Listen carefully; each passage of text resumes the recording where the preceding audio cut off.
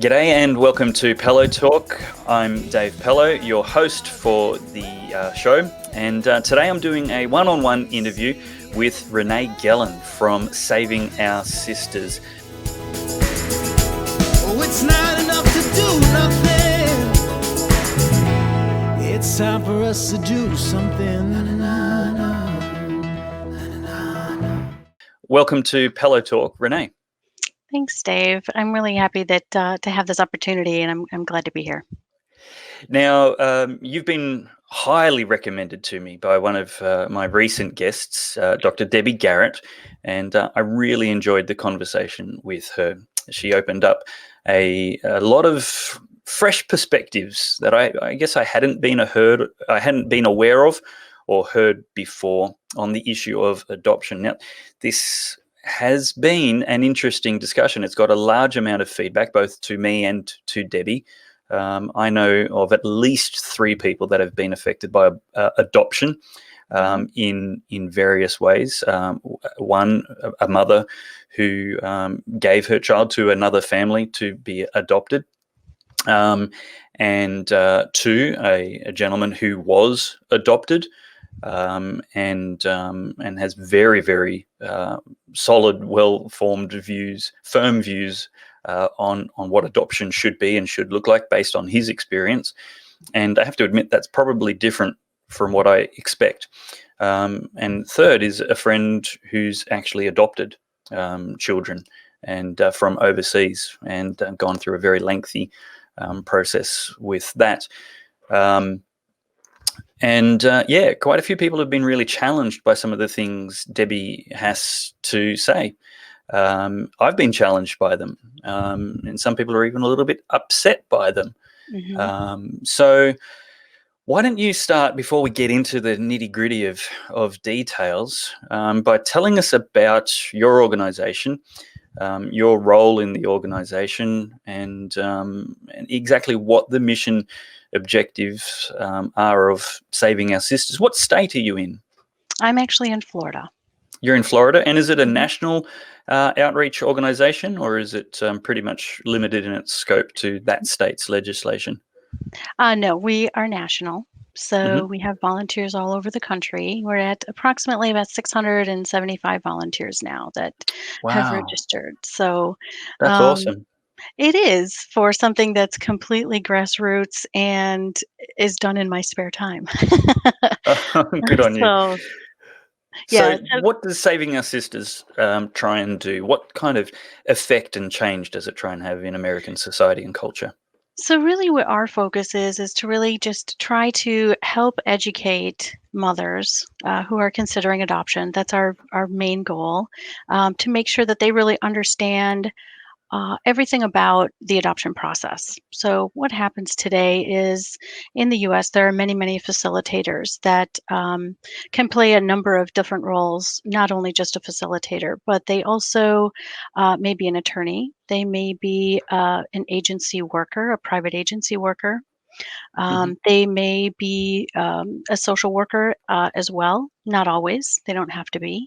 And those are the ones that are, working with moms. They also could be just an unlicensed person. So not every state requires a facilitator to be licensed, which frankly is very dangerous. There's no one really to kind of hold them accountable to anything that may go wrong.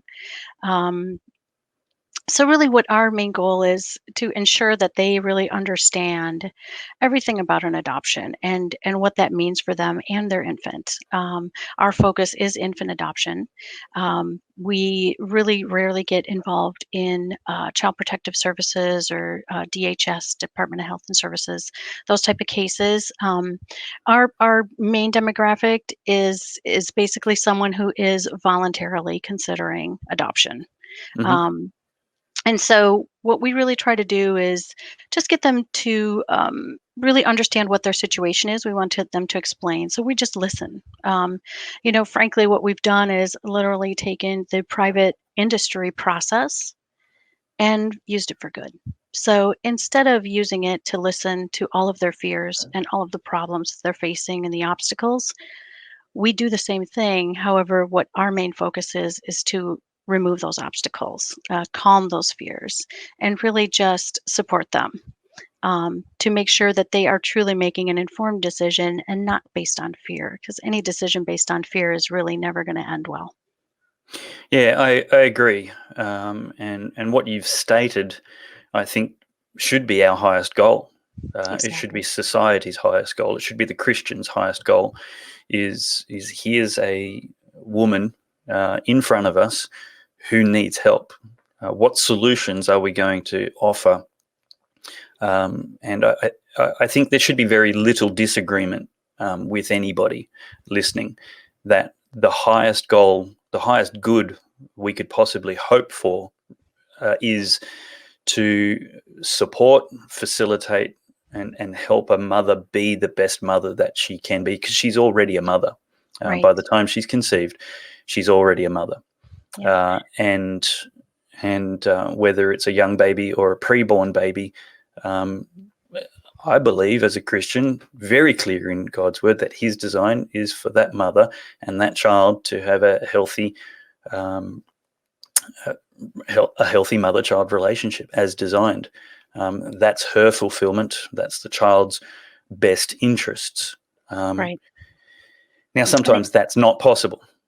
and that's And true. this is the hard reality where adoption becomes the next best good.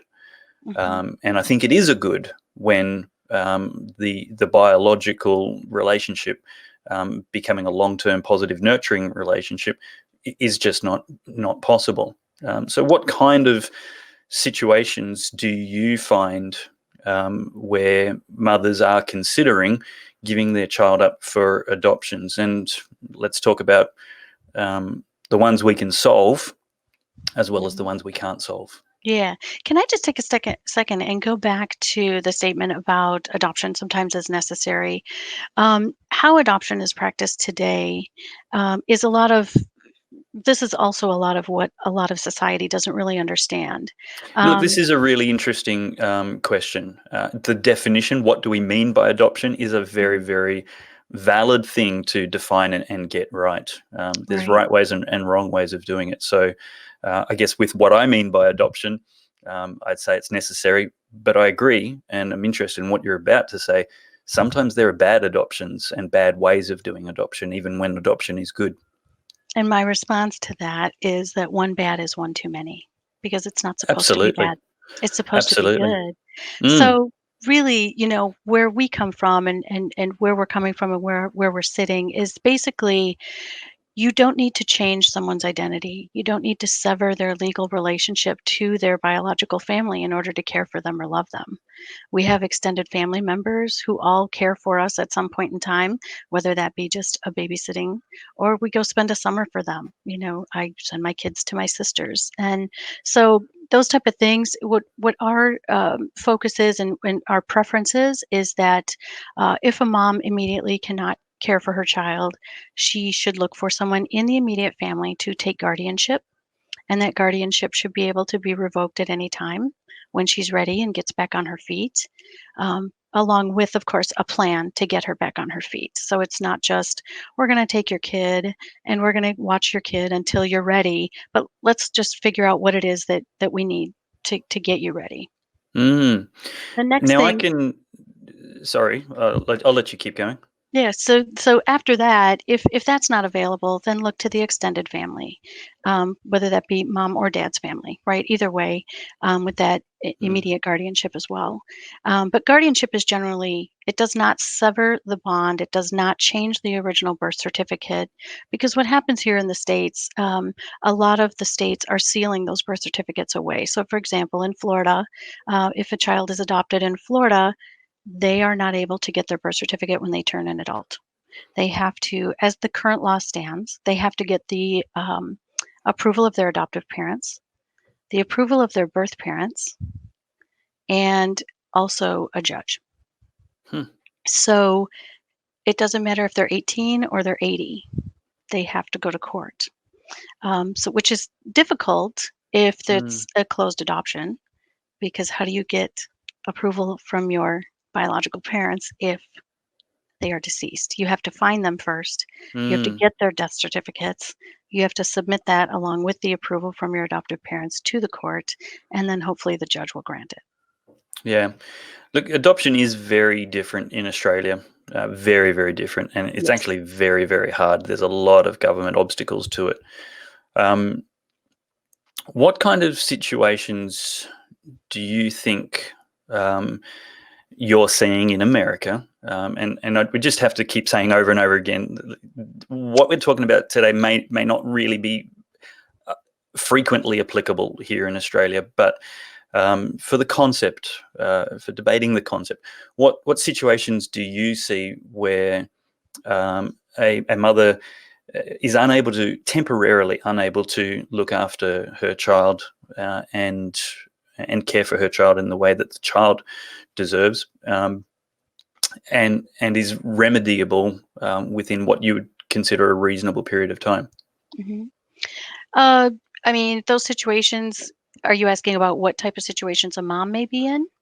Yeah, what situations and circumstances are women considering adoption for, which you think this model of adoption or not adoption but guardianship can solve?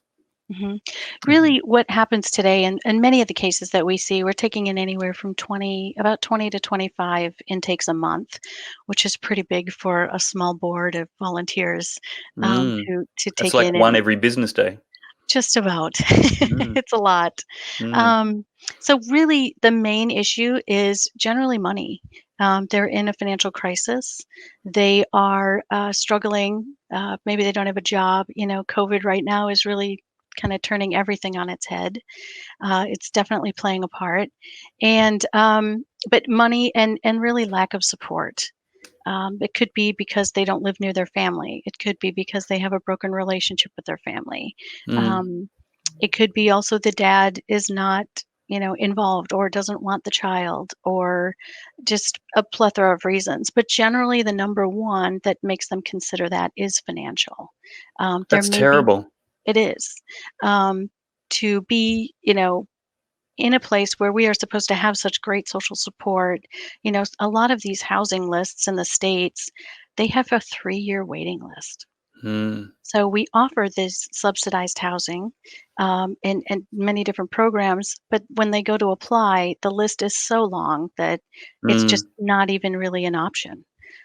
So then See, there, this already provides a different context for areas I may be tempted to jump in and disagree, because the welfare situation in Australia is very different, Mhm, and much easier. Um, but at the same time, I find myself agreeing completely with you. I would gladly take in a child from somebody in my church or circle of friends, especially family. Would mhm, gladly care for, fund, finance, and raise that child for 6 months, 12 months, 24 months to just help his or her mum get back on her feet and gladly maintain and promote that mother-child relationship during that time without seeking to replace them. That's the way I'm hearing you describe what adoption shouldn't be and what we should do instead. Yeah, really, adoption, severing that legal bond, changing that birth certificate, and literally permanently severing that legal Mm, relationship should be an absolute last option. yep. Really keeping that child within the family is really important. Genetic mirroring is very important. Um, Mm, and there's many adoptees that can talk to you about that. There's a lot of studies that are out there now that talk about that. And adoptees sometimes feel like they just don't fit. And sometimes they don't, and so really there isn't any really assessments going on today with adoption that says what are the backgrounds like for these two families? What are the backgrounds like for the natural parents? What are the backgrounds like for the adoptive parents? Babies, this is one of the things that I talk to moms all about is babies don't want stuff. mm, Babies want their moms. mm. They are bonded to their moms. And Now, so let me give you another example. Um, I know of, at least secondhand, I know of people in rural New South Wales, um, a single lady. I believe it was a single lady, mature age, not 20s, and she was looking after an Aboriginal Indigenous child who'd been removed from his parents, and family placement was not an option. There was Mhm. just so much substance abuse in the child's immediate parents and extended family. There was just no possible situation. Sure. And this lady, as a guardian foster parent, raised this young child for the first few years of its life. And then government policy said a white person can't raise a black child. So this child had formed obviously deep bonds with its foster mum, and then this child was literally ripped out of the mother it knew, its mother's arms, Mhm. and placed back with extended family, not even at its mother at that stage. So the concept of temporary guardianship for me, the way you explained it and in the circumstance you explained it, sounds good. But I can also see situations where temporary guardianship is going to be destructive and traumatic for the child, which I don't think is in the best interests of those child. Um, what are your thoughts on that? It might be a. Let me just leave that question with you. What are your thoughts on that and those kind of circumstances? Yeah, so one of the issues is, of course, drug abuse, alcohol abuse, and those type of situations. Really, what we try to do, if we do come across those situations, is really try to get that mom referred to help. So whether that be a counselor, a therapist, an inpatient type of situation, there are homes that do take in moms and that will allow them to have their children on site with them. And that's really the best option while they're in a good environment. As you said, with that type of a situation, with baby being away from mom for so long, really and it's understandable that sometimes there are situations where it is just not healthy to have that parent in the picture where drug abuse and alcohol abuse is rampant. So we have to really be reasonable and truly put that child first. Mm, It's a shorter or a more lengthy transition, I think, in that case would have been the right option. Um, and again, you don't have to have that birth certificate to love a child. That relationship still potentially could have gone on. It's a very, very difficult situation, and there isn't a one size fits all for these mm, situations. And that's what I try to tell people when I am talking to these moms and talking about what we do. It's really a case by case. We originally, back in 2015, had partnered with another national organization that has been around for about 42 years now or so in the United States, called Concerned United Birth Parents. hmm And Yeah, I've I was seen them not on YouTube when I was looking for a bit of background about you guys. Yeah, and so what at that point, I had my youngest daughter in 2014. So I had a 1-year-old. I wasn't ready to take on running a nonprofit and doing all of the work that entails with a board. So Mm, basically, we partnered with them. We made a proposal, and it worked out great. They had a support system. We were looking at family preservation, a good marriage. So we did that for a while, and they really helped me. Kind of organize a little bit and just really understand how to keep records and things like that. But my point being is they really were pushing for some type of checklist. And I said, I cannot give you a checklist. It's literally conversations, and I have to make notes to each mom's situation because they are so different. mm, Um, it could be, again, moving across the country is something completely different than having drug and alcohol abuse issues, or not having support, or mm. not having maternity leave. Some of those things are short term. So, but really, it's a case by case basis. So we really have to be smart with that and look at the child and look at what is best for the child and really make sure that we're doing that, not just necessarily what we as adoptive parents think, or we as natural parents think, but really talking about what the child needs. And go back to that, the studies that have shown, and quite frankly, listening to adult adoptees. Um, Tell me about adult adoptees. Tell me about the. I, look, I don't want to sound like I place too much. I don't think we can place too much weight on lived experiences. Um, I, but I think they're important and they should be understood and heard. I don't think there's no weight on them at all. I do place some weight on them. But you're probably going to come up, I'm sure you're going to come up with, and I want to hear the negative ones. But, one of my friends is a positive one. This adult adoptee, he has never, ever, ever had any desire to know his birth family. And he's completely content in his identity in himself and wholeness as a child of his adoptive mother and father. And he's been one of the people who's been quite critical of some of the different ideas I've raised in recent and explored in recent interviews. But the fact that they're uncomfortable doesn't mean we shouldn't explore them. And I'm also aware that he's probably one of the rarer people who's happy to have zero knowledge of his birth family. But tell me about some of the anecdotes of the adult adoptees that you get to talk to frequently. Well, we have many, many supporters with SOS. A lot of them are adoptees. A lot of them are first parents or natural parents or biological parents, or birth parents. There's many different terms. Mm, But we have foster parents, we have adoptive parents, but really the adoptees, I'll go back to my saying, your friend, that's definitely his prerogative. Nobody has to make him do anything. If he's yeah, comfortable of in that, course. that's his prerogative. But there are others who do. So I think the stance of legally making it impossible for people to do that is not the right one. People can choose to exercise that right or not, but just literally shutting it down from them and for Just on them. that question, do you think that the biological parents should have the right to not be known, to shut that No, off? no, I don't agree with that.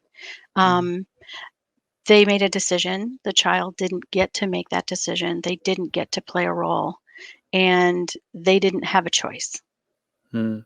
So I I don't think believe it. I agree with you. I don't know that I'd be dogmatically agreeing with you, but even just for the sake of medical history, I think it's important for a person to be able to know their medical history, Hmm. which is very relevant in I guess, and probably as I weigh it up, probably a priority consideration, Right. just for the individual rights to be able to even have medical autonomy. Not knowing your medical history makes things harder. Um, but continue. It could be deadly if you don't, right? If you cannot Mm, do that pre-screening for breast cancer or any other kind of cancer, frankly, it could be deadly. And there have been cases where that's the case. I do know a few right. people that's happened to. So They've really, I died. think they've had a terminal illness not diagnosed in time and have had to go through cancer treatments. Wow. Hmm. But yeah, so really, I think, but cutting that off and not giving people the prerogative to do that, it's eliminating their right to know their origins, and Mm. that's, in my opinion, a basic human right. Everyone should be able to know where they come from. Yeah, I'm not comfortable with sealing or changing birth certificates. So I think they're statements of historical fact that are necessary, and yeah, Yeah. that's. I think I agree with you. Yeah, and that's part of what we talk to moms about. When we get a mom who comes in, we say, look, this is what the process is. They're going to seal your child's birth certificate if she happens to be in a state that does that. Not all states in the United States do that, Mm, but many of them do. Some of them are starting to open up the states now and allow the people to apply for their original birth certificate. Some of them have, the laws are all over the place here. So each mm. state is different and it's extremely, extremely complicated. So what could happen in one state is not something that's going to happen in another. So we really have to kind of be well educated it's hard for us to branch out and go global at this point because of the laws being so different. So, our focus is really the US right now, but would I love for somebody to pick this up and have, a related chapter of SOS in other areas? Absolutely. So, Mhm. but really, again, back to that education piece is kind of our goal of making sure that everyone understands the process, because what happens here in the United States, I'll go back to my original discussion with the facilitators, is they are the ones who are pulling all the purse strings. They're Mm. telling each side what the other wants to hear. They keep everyone separated. A mother does not know what the process is going forward after she signs those consent forms. And many, many times she actually signs a document that says she doesn't want to be informed of any court hearings. She doesn't want to know of anything going on. And she really doesn't even know what she's signing. Mm. So, there's a very it's very manipulative and deceiving. So the birth certificate issue is not discussed.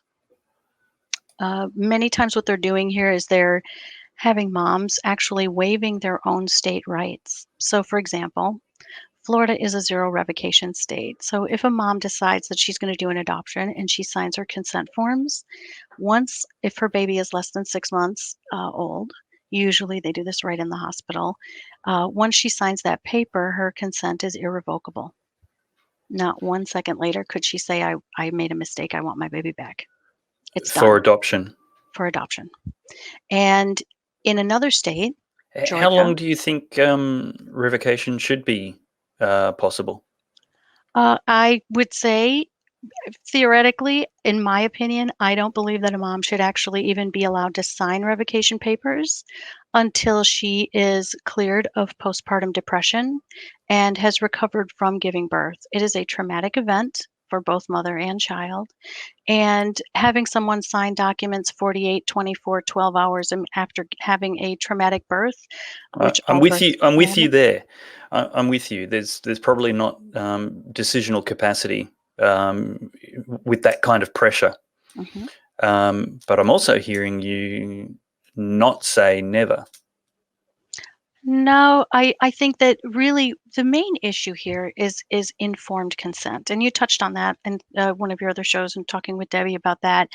It really just doesn't happen here. Mm. Interstate That's adoption. horrendous. It I'm furiously with you. Yeah. That's horrendous. There must be informed consent. There must be days, if not weeks, if not months of counseling and Hmm. support and advice and um, information. Full knowledge has to happen, and I think the same with abortion as I do with adoption. These Hmm. are permanent decisions. Sure, one of them's fatal and a gross moral violation, but they're still permanent, permanent responses Right. to what may be temporary circumstances. And what happens here in the States with abortion is many of the what the states require is that mom either signs multiple consents. She does have to attend counseling sessions. She may have to watch videos. She may have to make multiple trips back to the clinic to actually have that abortion. So we don't at Saving Our Sisters address that. That's not our I area. We don't understand that. we don't Yeah, have to address that. But when we end it's up my axe to grind. yeah, I understand. But what my point is, and what where Saving Our Sisters stands, is that the same isn't done for adoption, but yet it's Yeah, offered as that option, and that's not the way to go about it. It needs to yeah. be a level playing field. So, if you really want someone to be making an informed decision, it's just like when you have a surgery. You need to make sure that that doctor is giving you all of the potential outcomes. So, Hmm. can your open adoption close? Absolutely. Will you have recourse? No, you won't, unless you have $10,000 and an adoption attorney who, by the way, gets paid for doing adoptions. So is he likely to take your case to go and fight some prospective adoptive parents or adoptive parents to keep that adoption open? That's professional suicide. It's not going to happen. Yeah. Yeah, no, the So conflicts of interest are terrible. And I know abortion isn't your thing, but I have to make the comparison that in Australia, and I think it's pretty prevalent in America too, you get counselling on your abortion from the person who makes money when you say yes and nothing if you say no. Those kind of conflicts of interest, we have to do better as a society to say, how do we provide genuine support, advice, and professional services exactly. to people so that they are operating with this very important word, informed consent. It needs to be done by a completely objective party, and Tell we me at some of the SOS. stories of not post, adoptees, adults who circumspectly reflect back on their experiences, the stories which motivate you to do part of what you do. Well, it's really for me, what motivates me and kind of pummels me forward, if you will, is really listening to the stories about them reuniting with their birth parents and hearing their birth parents say, "I tried to fight for you. I wanted you. I couldn't get you Mm, back. They wouldn't let me have you back," knowing that they wanted them back. So that's the kind of thing that really, is heartbreaking. So, for me, again, the mothers, there are countless, countless mothers that would give anything to go back and change that decision, and mm, really based on what they know now, right? yeah. It's all about learning. Everyone learns too late, sealed birth certificates. Then the adoption closes. There's so many different things that you really just, until it's too late, there's nothing you can do about it now. So the deck is really stacked against these people, and they're vulnerable. They're extremely vulnerable. So Which jurisdiction in America is doing adoption the best, and what does that look like? I don't think I can answer that. I think Saving Our Sisters is doing it the best, quite frankly, because we do the informed consent. We ensure that There's no state in America which has good adoption laws. it is the wild, wild west here. It is Really? still the wild, wild west. There is no consequences. None. There are no consequences for anyone. So there's so many different layers to this, and I could talk to you for days, literally. But there are so many different things in the current process today that are wrong. For example, having adoption attorneys, entities, and adoption agency workers in the hospital with mom, or giving the prospective adoptive parents a room in the hospital with mom. That takes complete focus again away from mom and baby, when that's what it should absolutely be on, and healing from that Mm, traumatic, experience that they both just went through, and giving them a chance to bond. So the problem is that when moms bond, they don't sign. And that's why they want them to sign immediately after birth. There are some states where mom can sign immediately. I Kansas, think they that's can horrific. they can sign immediately, That and it's certainly doesn't happen irrevocable. in Australia. Exactly. So there are many, many, many, many improvements here. So, our we're working on something right now, an initiative to take to hospitals and get into social workers and nurses and doctors' minds, really, because it's about education, Yeah. about how coercive it is to have someone on hospital grounds waiting for mom to sign those papers. It's predatory, in our opinion. Yeah, Um, I they I see really what you're saying. they really shouldn't be there. Let me ask you a question that may sound disrespectful, but it's not in the least. In fact, I mean it with all, and not lip service, but a lot of respect. I like being confronted and challenged, and so I just assume the same of you with this question. What areas have you experienced over the many years that you've been doing this where you've thought better of adoption, where you've thought, oh, you know what, maybe I've been a bit too harsh, and that actually really is one of the good things, be they few. Um, are there any areas about adoption that you see which are really beautiful and empowering?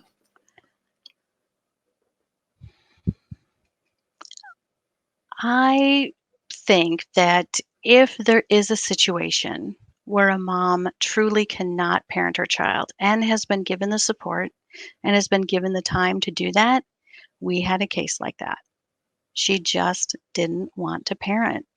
You cannot make someone do anything. We Mm. provide all of that information. We provide the support.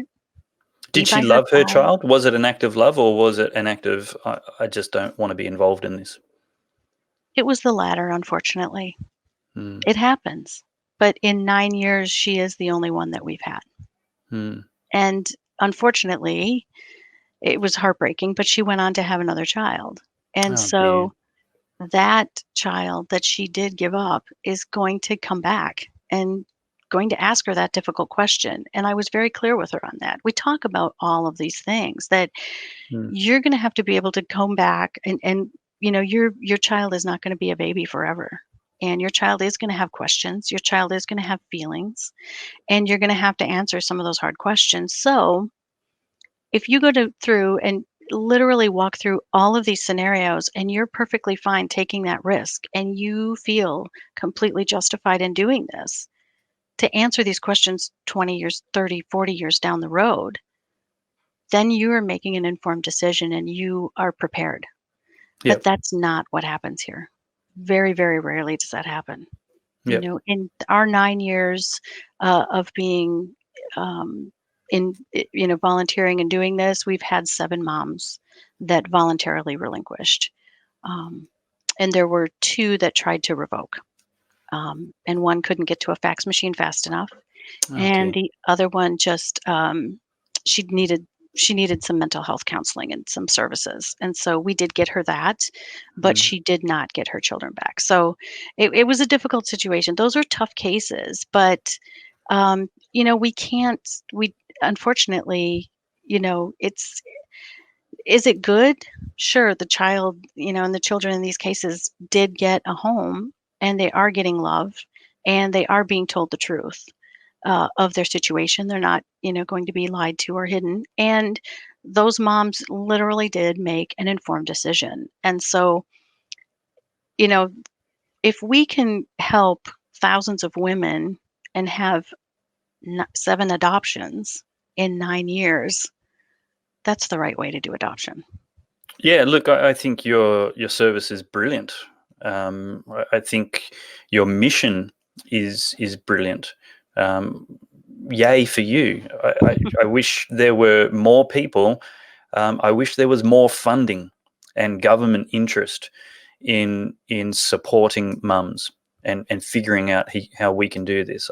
I I tremble at the thought of how many taxpayer dollars are invested in killing children and giving women who are afraid and scared and vulnerable and often coerced no choice except a terrible choice. Yeah. And that just makes my blood boil. Um, Mhm. Not that it's just legal, but that it's taxpayer funded.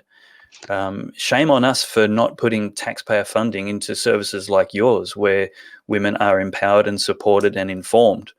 Um, and yeah, that's the big takeaway from me. I think the conversation about adoption needs to be a lot longer, but I think your service is invaluable. Thank Um, you. so, We've helped a lot of families, and getting those updates and seeing the kids grow up is just it's truly priceless. And, of course. this is something that I never thought would ever be this. I didn't ever think I would be talking to someone across the globe. It was really just about stopping what happened to me from happening to others. Mm, Um, it was a, it, it's the single regret of my life. I'm very sorry for your loss. Thank you. That's yeah. There's obviously inadequacy of words to make it all better because nothing can. And we see the same with women who've made other terrible choices. Hmm. That part of their healing, in some respect, is in then helping other women um, walk the walk with more information and more support that wasn't available for them. Yep. Um, So, yeah. Well, let's have a look at your website so we can Great. point people to Saving Our Sisters. I might just make this a little bit bigger. So Saving Our Sisters adoption.org is the web address where you can find more information about Renee Gelin.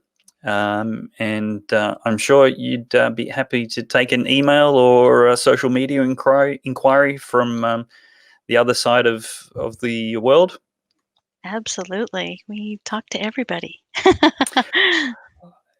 I think it's really important for us to, as a society and community, figure out how we can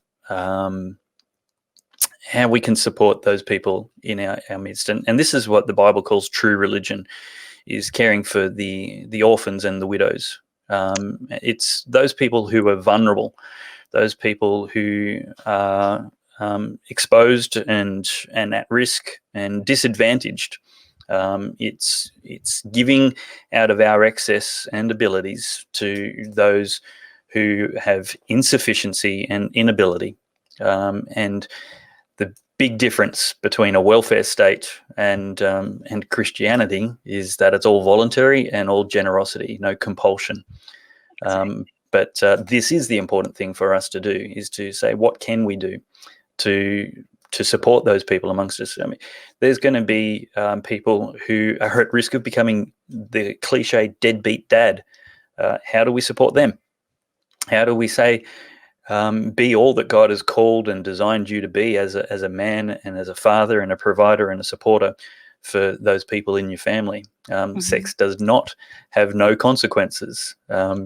You're involved in this, whether you like it or not. So, walk in this responsibility and find such liberty and fulfillment in that thing which you're possibly afraid of. So it's not, we can't just be singularly focused about any one of these issues, but in all of these things, and family dysfunction is a huge contributor to social dysfunction, prison populations, incomplete high school educations, so many things which are mental health. There's a lot of social blights, homelessness, which are quite often attributable to fatherlessness. It's definitely not just a woman's responsibility to care for this new life. Right. But those people around us, especially in our churches and in our family and networks, let's take care of them and not just palm it off to the government to do. Let's be the community that we are, that makes us our best. Yeah, when absolutely. we're doing that. And some things that Debbie talked about in her last interview with you was exactly that. Just setting those things up and making space available and those type of things. That was just fantastic. So we've got another board member of SOS that runs another website. It's called the familypreservationproject.com. And Beautiful. what she does is literally goes state to state and researches resources. So we've got all of the volunteers for Wow. SOS will actually help look in their local communities and then make sure that those resources are listed on that website. And here's an extremely interesting Give me that piece web of address again. I'll open it up while you keep talking. great. It's thefamilypreservationproject.com. Love it. Yeah, she's amazing. She literally does this, I think, 24 hours a day. She does not sleep. Um, but she lists all of those things out there, from food banks to housing to, of course, SOS to get help with, walking away from an adoption agency or stopping an adoption process. And finding the support. There is Father's Resources out there, which is kind of why I brought this up, to your point. There's another organization, it's called the Sky's the Limit Foundation, run by a father who actually fought his daughter's adoption agency that was trying to adopt her out. Her mother put her up for adoption without telling Oh, him. no. It happens a lot here. Oh, no. Agencies and facilitators really do not want the dads involved. Horrific. So they unmarried fathers in majority of the states here literally have no rights. So if they are not on what is called a putative fathers registry, which no one knows about, no one What? understands what Even the that is. name of it is horrendous. How would you know? And what it is it's literally Goodness. dads have to go and register on this site and say, I had sexual relations with this woman, and if there is a child, I want to be notified if the child gets put up for adoption.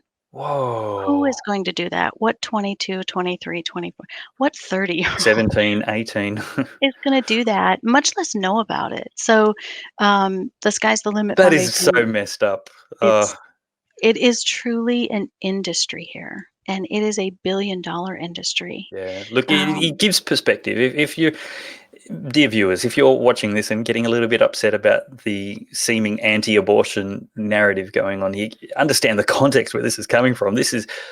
That's horrendous. That it is, is. there's no better word than predatory. It absolutely is predatory, and it's truly taking from the have-nots and giving to the I mean, Mm, it is really difficult, and it's just heartbreaking that, for being in a temporary circumstance, most of these moms, I think Debbie mentioned this on her interview, need $1,000 or less. Some of these moms don't need anything. They just need crazy. somebody to tell them Yep. that they can do it. I had a mom living in her car, pregnant with her fourth child, and I said, "Get a job. Get a job. Get going. What are you Yeah. doing?" And Yeah. she did. She ended up going back to school, finishing her degree. I helped her with her resume. We did some mock interviews. Now she's working at a large software company, Yeah.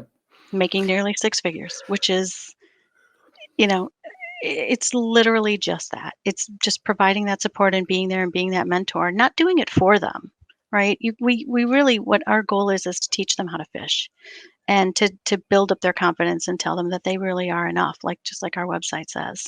Yeah. You're doing great work. Thank you, Renee. Mhm. Thanks so much. It's been a pleasure having you on. Look, if you would like to get in touch again, head to savingoursistersadoption.org, just showing that website there Great. again, savingoursistersadoption.org. So, yeah, it's been a pleasure having you, and thank you for coming down under for an hour. Yes. Thanks so much for having me. I really enjoyed it. Excellent. Well, that's Renee Gelin from savingoursistersadoption.org. Thank you for watching. Look, don't do life alone. If this conversation is raising issues for you, reach out to me, reach out to Renee, reach out to Debbie. You're going to find compassion and listening and empathy. But also reach out to professional counselors who may be in your area. So that's really, really important, because these are tough issues to deal with. But make sure that you're not doing it alone, and that the advice and support that you're getting, there's so much freely available in Australia, especially with a doctor's referral. You can actually get lots of counselling resources. If you are facing an unplanned pregnancy or experienced a past abortion, you can get a list of counselling services and support centres that will, again, support you to make an independent, informed choice. That list is available on the community page at sanctityoflifesunday.com.au. Thanks again to the Pellowe Talk partners who, by their monthly funding, small donations, keep this program running and these conversations happening, the conversations we're not hearing in the mainstream media. Your partnership is invaluable and a blessing to the whole nation. So thank you very much. If you'd like more information, more resources from me, head to my website, davepellowe.com, where you can sign up for a newsletter, see recent articles and interviews, and also the opportunity to become a Pellowe Talk partner. But that's it for me, and I really do look forward to seeing you in the comments section.